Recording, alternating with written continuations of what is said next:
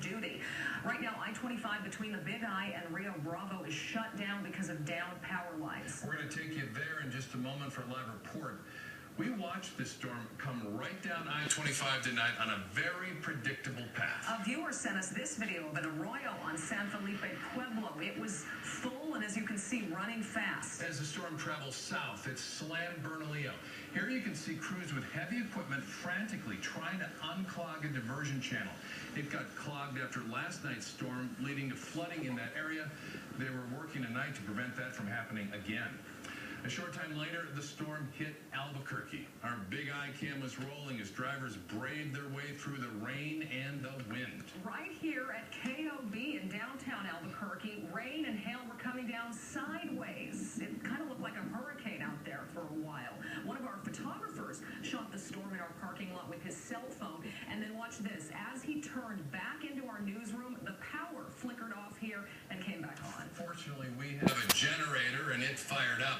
However, PNM says more than 27,000 customers are without electricity in the metro.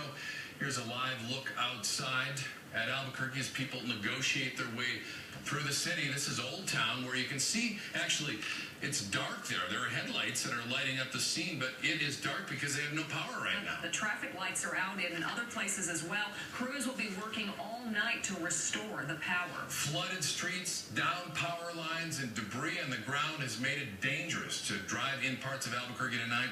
And right now, as we mentioned, I-25 is shut down between the Big I and Rio Bravo. Erica Zucco continues our coverage live from I-25 and Martin Luther King tonight.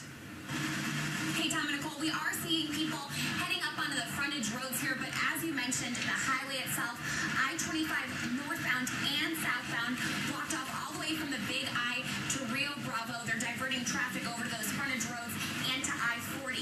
Now, that's because of downed power lines, but we also saw a lot of other driving issues over the past couple of hours. We were up in the Heights, we were on the west side, we were downtown, and just about everywhere, a couple inches of water. We saw people having to pull over to the sides of the roads. A lot of issues, and as you mentioned, a lot of traffic lights out. Now, the roads are looking a lot better now. They're still a little bit wet, though, so you're going to want to be careful with your brakes. Again, always remember, in this kind of weather, you want to maintain distance between you and the car in front of you, driving really slowly. And again, if you don't have to be out on the roads right now, better not to be. We'll be tracking those traffic developments for you throughout the show. We'll bring you any updates here on KOB. Live at I-25 and Martin Luther King. Erica Zucco, KOB Eyewitness News 4.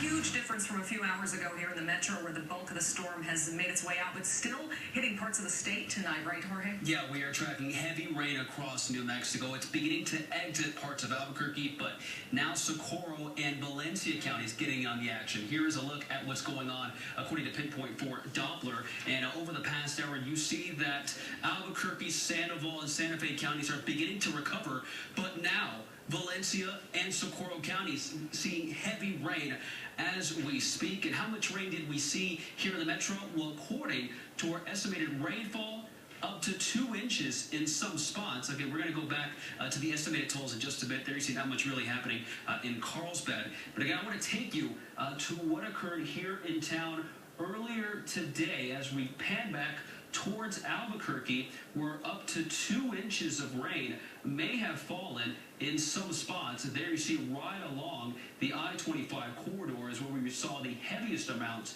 of showers and thunderstorms, but now we're beginning to notice a gradual clearing. But earlier today, around 7:45, we're going to show you video of what appeared to be a tornado in parts of southeast Albuquerque. Kind of hard to tell. It could also be either a gustnado or a land spout, but there you see that rotating column of air, which did produce some power flashes, which is typical with a tornado. Again, we'll talk more about these storms that roll through the metro, and this will continue coming up in my Pinpoint forecast. Some of the most amazing video we've seen of this storm was actually shot by one of our sports guys, Lee Faria.